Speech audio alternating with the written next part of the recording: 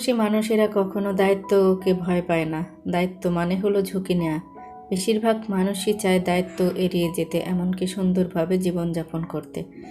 সংসারের অগোছালো মেয়েটাও কোনো এক সময় নতুন একটা সংসারে গিয়ে পুরো দায়িত্ব সহকারে সংসারটাকে গুছিয়ে রাখার চেষ্টা করে। হ্যালো এভরিওয়ান, আসসালামু আলাইকুম। আমি মুক্তা। কেমন আছেন সবাই? আশা করি যে যেখান থেকে আজকের ভিডিওটা দেখছেন সবাই ভালো আছেন। আমরাও আলহামদুলিল্লাহ ভালো আছি। সকালবেলা থেকে আজকেও ভিডিওটা স্টার্ট করেছি। আজকে খুব ভোরবেলায় ঘুম থেকে উঠে পড়েছি। অফ ক্যামেরায় হাজব্যান্ডকে অলরেডি নাস্তাটা দিয়ে দিয়েছি, আর এদিকে হচ্ছে আমাদের জন্য কিছুটা নাস্তা অলরেডি রেডি করে নিচ্ছি। আজকে হচ্ছে পরোটা নাস্তা তৈরি করব, তো সেই জন্য পরোটার ডোটাকে রেডি করে কিছুক্ষণ রেস্টে রেখে দেবো। আর পরোটার ডোটা যদি আগের দিন তৈরি করে রাখা যায় তাহলে কিন্তু অনেকটা সুন্দর আর সফট হয় পরোটাগুলো। যাই হোক, আমার যেহেতু হাতে অত বেশি সময় নেই, তো যতটুকু সময় আছে আমি সেই জন্য এখানে ডোটা রেডি করে একটু রেস্টে রেখে দিচ্ছি। আর এদিকে হাজব্যান্ডকে একটু চা দিয়ে দিচ্ছি। যেহেতু খুব ভোরবেলা ঘুম থেকে উঠে পড়েছি, হাজব্যান্ডকে নাস্তা করিয়ে চা খাইয়ে অফিসে বিদায় দিয়ে তারপরে হচ্ছে আমি আমার সংসারের টুকটাক কাজকর্মগুলোও করে নেব। প্রতিনিয়ত এভাবে করেই আমি কিন্তু আমার সংসারের কাজগুলো করে নিই, কিন্তু সেগুলো হয়তো বা রেগুলার আপনাদের সাথে শেয়ার করতে পারি না। আসলে এত সকালবেলা থেকে যদি ক্যামেরাটা অন করে কাজ করতে যাই তাহলে কিন্তু অনেকটা পিছিয়ে পড়ে যাব। আর আমি যেহেতু সবসময় চেষ্টা করি আমার হাজব্যান্ডকে একটা টাইমের মধ্যে তার কাজগুলোকে সম্পূর্ণভাবে গুছিয়ে দেওয়ার জন্য, সেই জন্য আমি সব সময় চেষ্টা করি তাকে আগে প্রাধান্য দিয়ে তার সব কাজকর্মগুলো গুছিয়ে দেওয়ার পর তারপর থেকে আমি আমার কাজগুলো করি। কারণ যেহেতু আমার ইউটিউবটাই বড় বিষয় না, আমার সংসারটাই প্রথম, তারপরে হচ্ছে ইউটিউবিং। তো সেই জন্য হাজব্যান্ডকে তো বিদায় দিয়ে এরপর এই যে আমি আমাদের জন্য নাস্তাটা রেডি করে নিচ্ছি।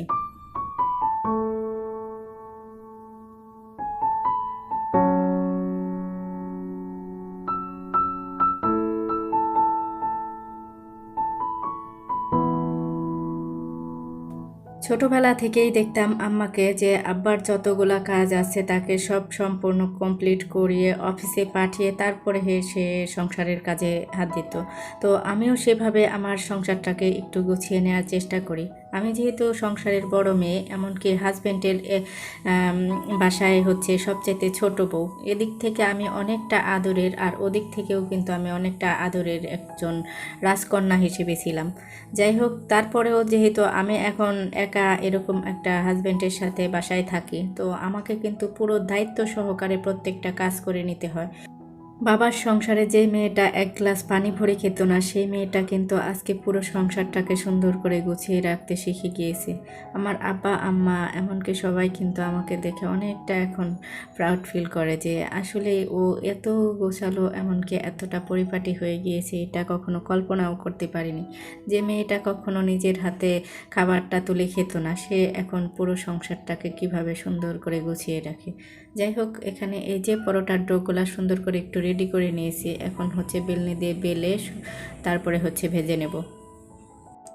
ছেলেদেরকে নাস্তা করিয়ে, ছোট ছেলের যেহেতু আজকে পরীক্ষা, ওকে নিয়ে স্কুলেও যেতে হবে, তো সেই জন্য আমি খুবই তাড়াহুড়া করতেছি আজকে। আর আর কাজগুলো সব সম্পূর্ণ করে রেখে গেলে আমার কিন্তু অতটা বেশি ঝামেলা থাকবে না। সেই জন্য সকালের নাস্তার সাথে সাথে আমি দুপুরের রান্না বাড়াগুলাও গুছিয়ে নেওয়ার চেষ্টা করব। এরপরে হচ্ছে বাচ্চাদেরকে নিয়ে স্কুলে চলে যাব।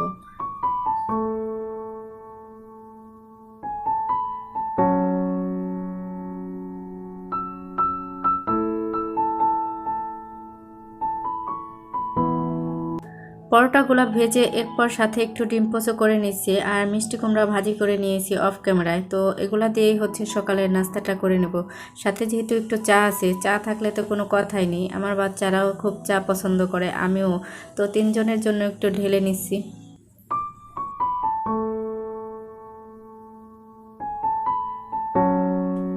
যাই হোক, এরপর বাচ্চাদেরকে অফ ক্যামেরা স্কুলে দিয়ে এসেছি। এরপর এই যে সংসারের কিছু টুকটাক শীতের আগের কাজগুলাও গুছিয়ে নিচ্ছি। এই পর্দাগুলো কিছুদিন যাবৎ লাগানো ছিল, তো আর পরিষ্কার করা হয়নি। ভাবলাম আজকে এগুলাকে পরিষ্কার করে রেখে দিই। আর যেহেতু বাসাটা চেঞ্জ করব, সেই জন্য এই পর্দাগুলো আর লাগানোও হবে না। সবগুলো কাজ কিন্তু একসাথে করা আমার সম্ভব না, সেই জন্য অল্প অল্প করে কাজগুলো করে নিই। শীতের দিনটা এমনিতে আমার কাছে ভালোই লাগে, কিন্তু শীতের সময় আমার কিছু সমস্যা হয়, সেই জন্য আমার অত বেশি ভালো লাগে না। শীতের দিনে কিছু কাজই ভালো লাগে, যে খাওয়া দাওয়াগুলা এমনকি আরামসে থাকা যায় এই এতটুকু, কিন্তু কষ্টটাই আমার কাছে বেশি মনে হয়। আমার শরীরটা একদমই অসুস্থ হয়ে পড়ি শীত আসলেই। ঠান্ডা, কাশি, জ্বর এগুলা মনে হয় যতদিন শীত থাকে অতদিন আমার লেগেই থাকে। যাই হোক, কিছুই করার নেই। যাই হোক, ওভাবেই মেনে নিতে হবে। প্রকৃতির নিয়ম তো, প্রকৃতির সাথে মিলেই থাকতে হবে।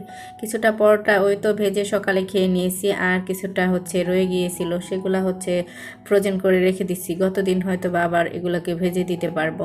আর এই যে দেখেন, স্কুলে যাওয়ার আগে কতগুলা কাজ জমা রেখে গিয়েছিলাম, তো সেগুলোকে এখন ভালো করে পরিষ্কার করে ক্লিন করে তারপরে হচ্ছে দুপুরের রান্না বাড়াটা শুরু করে দেব।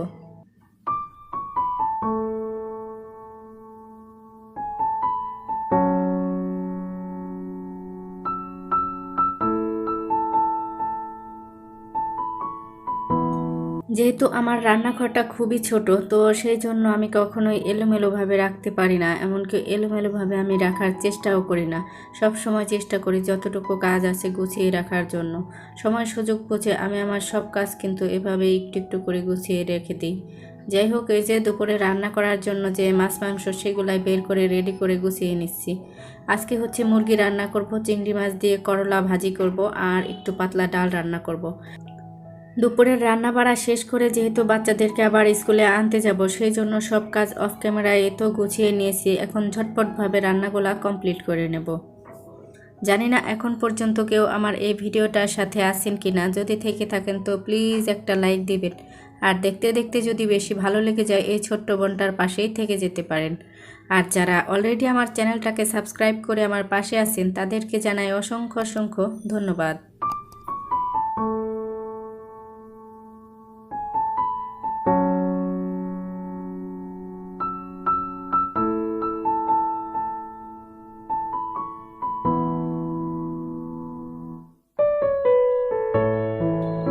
এই তো মোটামুটি রান্নাগুলো আমার কমপ্লিট করে নেওয়া হয়ে গিয়েছে। ভাতটাকেও হটপটে বেড়ে রেখে দিয়েছি যেন ঠান্ডা না হয়ে যায়। তো এরপর রেডি হয়ে গিয়েছি, বাচ্চাদেরকে স্কুলে আনার জন্য চলে যাচ্ছি। আর এই তো বাচ্চাদের পরীক্ষা শেষ হয়ে গিয়েছে, গার্ডিয়ানরা সবাই একদম ভিড় করে জড়ো হয়ে আছে। তো সবাই সুস্থ থাকবেন, ভালো থাকবেন। পরবর্তী ভিডিও দেখার আমন্ত্রণ জানিয়ে আজকের মতনেই বিদায় নিচ্ছি। আল্লাহ হাফেজ, আসসালামু আলাইকুম।